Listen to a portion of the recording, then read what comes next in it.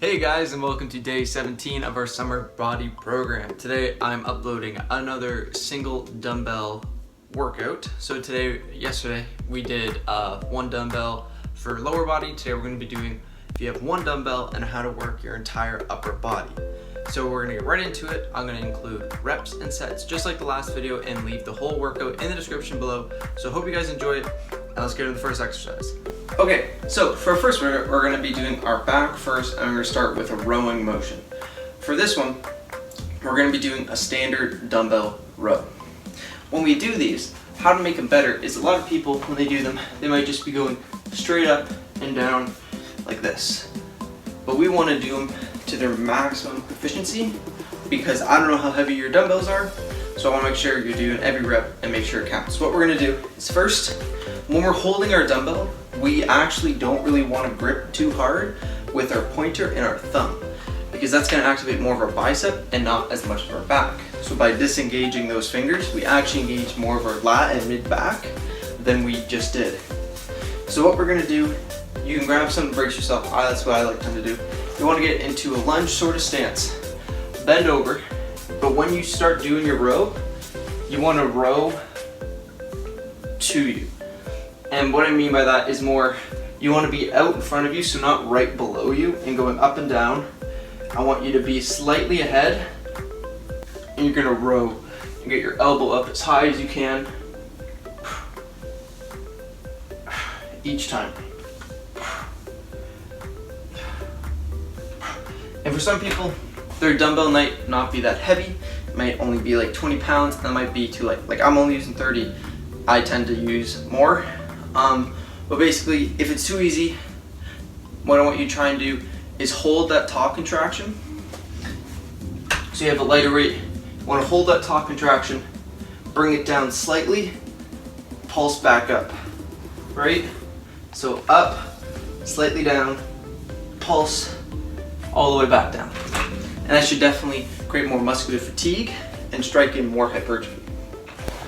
So our next exercise is just a casual floor press, because what we want to do is we want to work on our force of motion horizontally. So what we're going to do here, it's pretty simple. What we want to do to make sure we're working our chest more is before we get to the ground, we want to put our shoulders up, back, and back down. By doing that, you can clearly see that if I just stand normal like this, by putting my shoulders up and back, my chest is more dominant, and now I can actually push through it more and not through my front delt. So now when we're on the ground, my shoulders are already back, and when we push, we want to come in. So we don't want to push and have our dumbbell hang out here.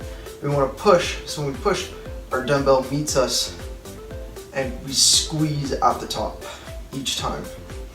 Because when we do this, we're going to create more blood flow and more micro tears by adding that little squeeze instead of just going straight up. So we want to squeeze in, come back, but make sure the whole time our shoulders are digging in to the back and into our floor. And I want you guys to perform this one as a superset with our dumbbell rows, because again, you might not have heavy weight, so we want to make sure you're working hard. And I like to include a lot of supersets in the workouts I do because I feel like it taxes your body more and it can stimulate more hypertrophy that way. Okay, now for our second superset, so we're going to do another superset again. We're going to do the same thing. We're going to do another rowing motion with another pressing motion. But our first rowing motion is, instead of being a normal dumbbell row, but with our little difference in it, we're going to be doing a wide row. So basically our goal with this is to hit a little more rear delt and a little more of our upper back while doing it. So again, we're going to come down. We're not really going to grip too hard with our first two fingers.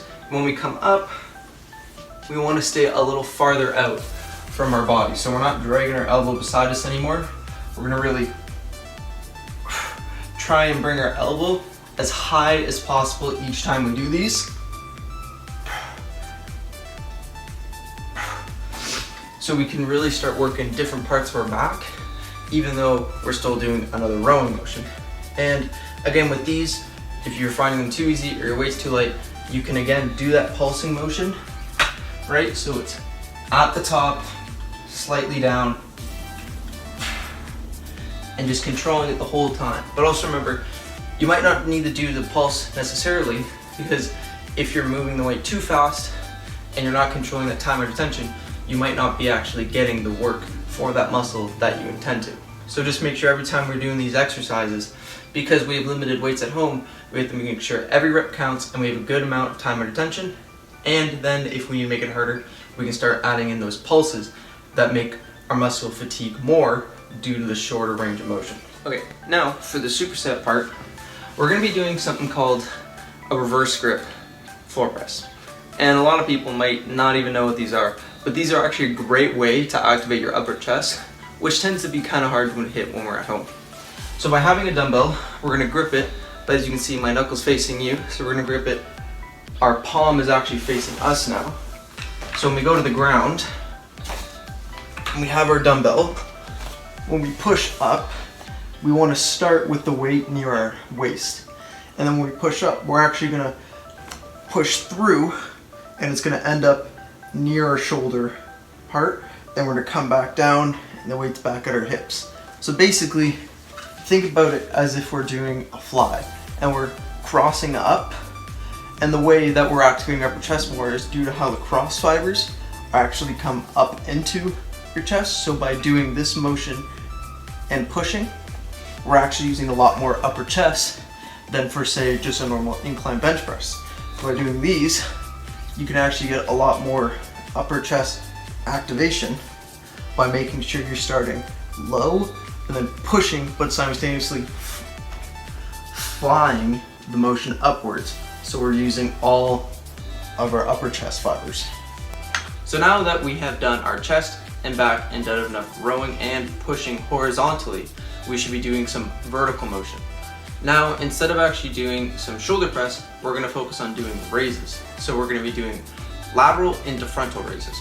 The reason why I prefer these is just because we wanna get that nice isolation of our lateral and a nice isolation of our frontal, because at home, if you only have a 20-pound weight, it's gonna be pretty hard to get enough work from just doing shoulder press, because you could probably crank out at least 20. Some people could just keep going quite a while. I know for me, 20 pound is surely not enough when we want to do a set and rep scheme workout. So instead, in case you have lighter weight, we're going to do these. And if we have heavier weight, I'm also going to show you variations. So I have two dumbbells in front of me that you can't see, but so quickly with this lighter one, when we do these, what we want to focus on is leading with our elbow, especially when we do our lateral one. But there's also another key that we want to do. So I'm going to go up a little more. So when we go up, we're going to go, we want to stabilize. We can hold on to something. Don't be afraid to grab something so you're stable. But when we go up, we want to make sure we're not shrugging to bring the weight up.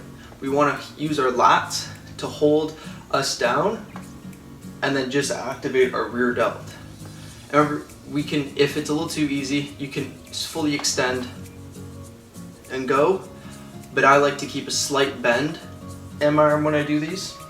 And also, to make them even a little harder when we do them, we're gonna go front, don't drop the whole weight down, so stay, I don't know what angle this is, like 30 between you, bring it in front, then up, hold, bring it to the side, and like this. Keeping a nice steady rhythm, and that should be good. And for these ones are really good, and you just gotta keep them time under tension. That's how you're really gonna see progress. But as I say, time under tension, that's if you have the lighter dumbbell. But if we start getting into our heavier ones, these ones might be a little weird, and you're kind of like, well, how am I supposed to do a lateral raise if I have a 40-pound dumbbell and I can barely do it? What I want you to do is actually do some cheat variations. Now, when we do our cheats, I don't mean flailing the weight and your body's going sideways and whatnot. By cheat, I mean throwing it up and controlling it on the way down, right? So you can, little bit of momentum, but we have to control the weight on the way down. So we can go up, control, in front of us, control. So not as much as the eccentric motion that's contracting our muscles and actually forcing it up. We want to focus on the negative, because that's the only part we can really control as much, because we can't get it up there without a bit of momentum, but we can force our muscles to fatigue due to how much are just focusing on a negative. So by doing that, even if you have a heavy weight, you can still do the front to lateral raises and get the most muscle fatigue and hypertrophy from them. Now for our final superset, we're going to be doing our triceps and biceps. And a quick little tip, if you're ever working on arms, always work your triceps first. So we're going to do a tricep exercise, then biceps. And a lot of you might not understand why. This has to actually do because when you flex your bicep, or when you work your bicep gets pumped up and it starts making, you can't get as close to your shoulder. If any of you had a good arm pump before, it gets really hard to actually touch your shoulder. But due to that, you actually are going to get less stretch out of your triceps. So you have a huge bicep pump and you try and get a good stretch of your triceps. Instead of being able to go to here, you might only be able to go to here, which makes the tricep exercise less efficient. But in comparison, if you work triceps first, your biceps can still do their full stretch because you can still lock out your elbow even with the tricep pump. So we're going to start with triceps and do skull crushers first. So when we do these, to get into position, you might want to lie down, grab the weight, and we're going to press it up and we're going to go down. And we want to make sure that when we come down and we're here, I'm going to switch sides. So when we're here, right, a lot of tension in our tricep. To make it a little harder, we can also move our elbow backwards and stretch it a little more, and then we can extend through. I will say though, when we're doing these, I don't like to fully extend my elbow like it is now. I like to keep a little tension the whole time. So then it's a slow negative, a little more of a stretch by moving my elbow backwards, come back, push through, and keep a little tension. And now for the bicep portion of the superset, we're going to be doing twisting curls. And the reason why I really like doing twisting curls is because I'm saying one dumbbell at home. I'm also kind of assuming you guys probably don't have a lot of other stuff if you're just doing these at home. So these are a great way to make sure that you're hitting a lot more of your bicep than just doing a standard curl. By adding a twisting motion, we're going to activate the supination part of your bicep, and by coming even more out past your shoulder, we're going to work it even more. But something I want you guys to focus on is when we do these, to make sure we're getting more out of it, when we start, we're actually going to start lean back. When we start lean back and our weight's a little more in front of us, so stand back so you guys can see it better, we have a little bit of tension in your bicep. So if you do this, you should feel a little bit of tightness right here. And this is your bicep connecting to its shoulder and activating a bit. And then what we're going to do when we curl, because we all know when we curl and we're at the top here, there's not really any tension on our bicep. We start feeling it when we start leaning over though, because the weight's pushing down and our bicep will then be starting to be used. So what we want to do to make sure our bicep's always under tension in case you have too light of a weight to make these really count. So even if we're doing it, we're going to do this. Then when we curl up, we're going to move forward. So our biceps always under tension no matter where we are. Right? Because keeping that time under tension, especially in these minor muscles like biceps and triceps, it's super important to try and stimulate growth when they already fatigue a lot faster than other muscles do. So by making sure you're controlling the weight, doing certain things to make sure time under tension is throughout the entire motion, you're going to get a way more effective bicep workout and tricep workout by doing these variations. So there you have it, guys. That was our entire workout. I'm leaving the whole thing down in the description. You guys can go make sure you guys know everything you're supposed to do. Rest period wise, you want to do like 1 minute to 1:30. 2 minutes is kind of a stretch because we want to stay in that good hypertrophy range while we're doing these. And yeah, so I hope you guys really enjoyed this video, and I'll see you guys in the next one. Peace.